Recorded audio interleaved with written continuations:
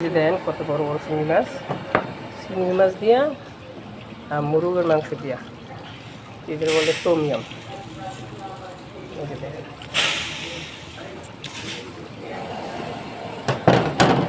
Tom yum soup, চিংড়ি মাছ সাথে মুরগের মাংস, খুব সুস্বাদু।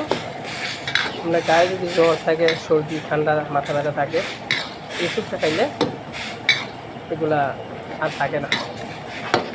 সাথে একটু দেব লেবু পাতা, লেবু পাতা দিলাম একটু।